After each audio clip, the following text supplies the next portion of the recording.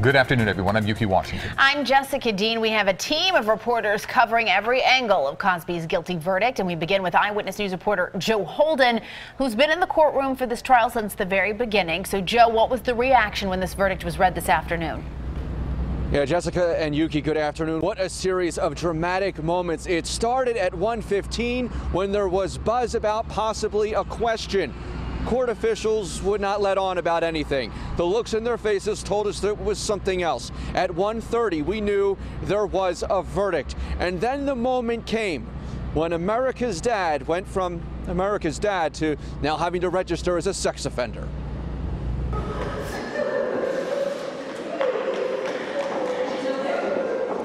A wave of shock in courtroom A at the Montgomery County Courthouse. Accusers stumble out in tears. Bill Cosby now guilty of 3 counts of aggravated indecent assault. A gasp and instant hush fell over the stately room.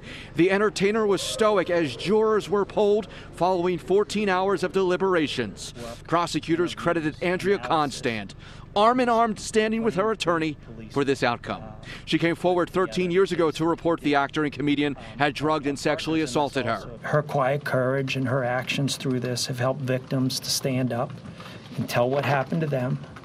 And I think now there's tremendous awareness of how these crimes have been covered up and papered over for the years. Defense attorney sat motionless. Prosecutors pressed Judge Stephen O'Neill to revoke Cosby's bail, arguing he has assets and private jets. That drew a sharp, angry response from the 80-year-old defendant. He shouted in the third person, quote, "He does not have a plane," expletive.